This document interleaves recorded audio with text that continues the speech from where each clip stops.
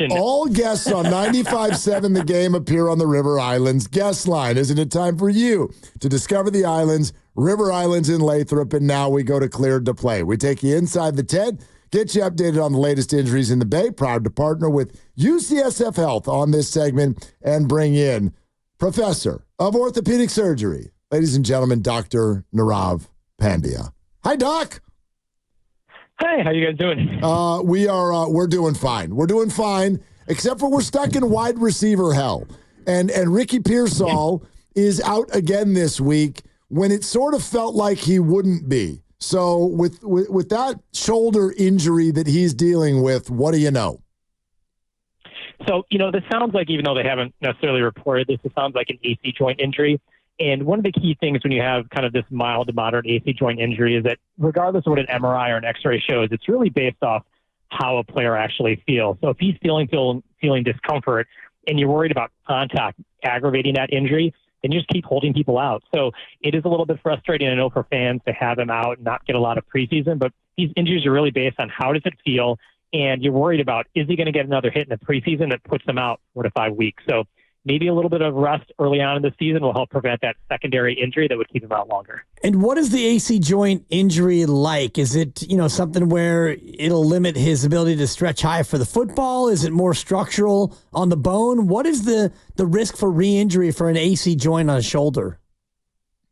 It's relatively low if you don't come back, with pain. So if you're pretty much pain-free, you've got all your mobility, usually that risk is low. What ends up happening is that when players try to come back with these, when they're still having pain, then that risk is higher. The biggest thing you worry about is direct contact, or when you basically get that shoulder driven into the ground, which obviously at a wide receiver position, particularly the way he plays, he's very aggressive, you worry about that. So if that truly is the injury, which is what it sounds like based on what they're reporting, then you worry about contact, you worry about going across the middle, and you worry about getting tackled and going in the ground, which at the slot position is something you're doing a lot of, and is a cause for concern.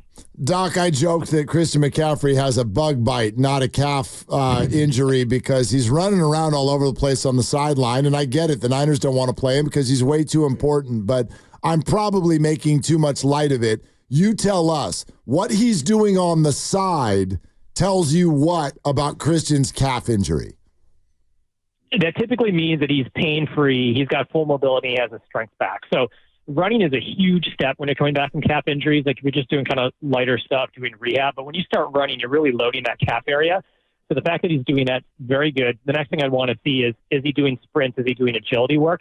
But that running is probably the biggest step forward in the rehab. So I think more than anything else, it's early on in the season. He's going to have a lot of usage. Why take that risk and have him do a lot of stuff? The fact that he's running, it makes me feel that he's going to be ready for week one. Less worried about this lingering into the season based on the progression that we've seen.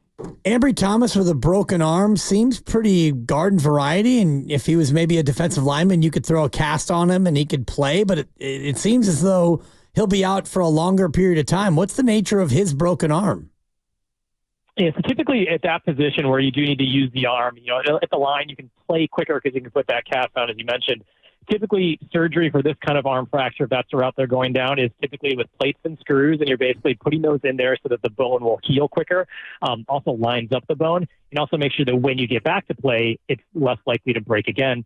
The issue with that is sometimes it can take 8 to 12 weeks to get back to play, and obviously that varies based on what the actual break is, but it takes a while to get that strength back for the bone to heal. And one of the things you don't want to do is go back too early when you have something theoretically in your arm, because then you can break on either side of what you put in. So once again, a little bit of a tricky situation in that position. You want to make sure they're fully healed up before they're back on the field. Doc Pandya with us, and of course we call this Cleared to Play, and guess who's been cleared to play? Talen Horton. You tell us, Doc, what are his chances of playing week one? I think a lot of that depends on how his knee responds. He's at that 9-month mark. So, typically for most people who have an ACL surgery at 9 months, everything that they've done from putting that ACL in is healed. Now the real variability comes on how does that knee feel when he cuts, when he pivots, when he does all those things. If he looks comfortable, he doesn't have swelling, and he's able to do all those football activities functionally, then there's absolutely a chance based on where he is that he could play. Now, if he feels a little bit weaker, a little swelling pops up, then it may potentially mean a week or two later. But absolutely, from a structural standpoint, based on what they're reporting, there's absolutely a chance he can play week one. And we haven't heard any setbacks based on what's reported.